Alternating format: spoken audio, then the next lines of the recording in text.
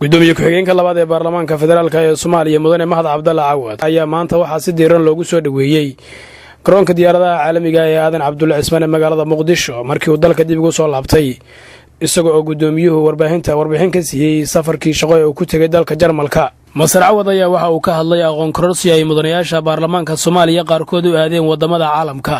Gudiyada baarlamaanka qaarkood ayuu sheegay gudoomiyuhu in ay diyaarinayaan sharciyo la doonayo in ay wax ka bedelaan howlaha shaqo ee kalfadhiga lixaad ee baarlamaanka. sidii caadada noo ahayd labada bilood ee fasaxa ah xildhibaanada aqlabiyadoodu waxay galaan tayo kordhin ama capacity building seminaar ah ayay galaan. gudiyo badan ayaa fasaxan runtii ka faa'iideystay in ay tayadooda kordhiyaan. waxaa ka mid ahaa guddiga garsoorka iyo cadaaladda oo dalka Rwanda u tegay seminaar aan ku weheliyay kaasoo ay ku soo diyaarinayeen runtii shuruuc badan oo saameyn weyn ku yeelan karaysa jamhuuriyadda Soomaaliyeed. waxaa dhawaan soo gabagaboobay kulan ay kookaska haweenka xildhibaanada ah ay ku lahaayeen Kampala oo uu ku weheliyay gudoomiye ku-xigeenka koowaad ee golaha shacabka. waxaa horay u soo gabagaboobay seminaar loo sameeyay guddiga joogtada ah ee golaha shacabka oo ka kooban gudoomiyaasha gudiyada iyo sidoo kale guddiga anshaxa iyo xeer hoosaadka. mudane Mahad Cabdalla Cawad gudoomiye ku-xigeenka labaad ee baarlamaanka ayaa ka hadlay dhanka kale safarada mudanayaasha baarlamaanku ay ku gaareen qaar ka mid ah gobolada dalka iyo isaga qudhiisu booqashadii uu ku tegay degmooyinka Garowe iyo Jariban, waxaana uu xusay in ay qayb ka tahay u kuurgelidda xaaladda dadka deegaanadaasi ay ku nool yihiin.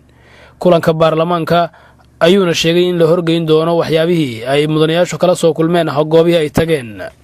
xildhibaano badan ayaa gobollo badan runtii soo siyaartay kalfadhigan oo hawlo badan oo dib u heshiisiin iyo maamul dhisidba u tegay.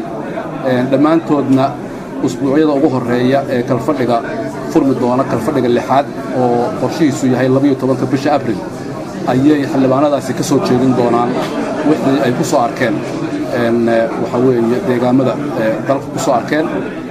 taas ayayna ka mid noqon doonaan wafdigii aniga ee weheliyay oo golaha shacabka ayaanu warbixin dheer oo ku saabsan xaaladda nololeed ee aanu ku soo aragnay deegaamada aanu soo siyaarinay oo runtii aad iyo aad u ballaarnaa.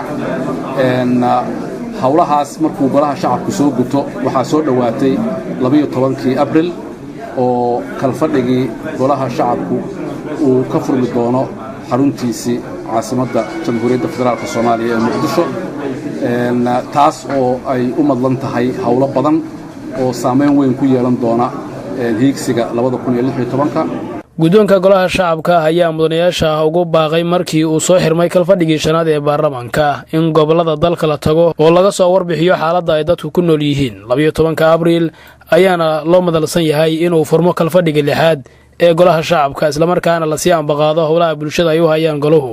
Axmed Cali Kaahiye, SNTV, Muqdisho.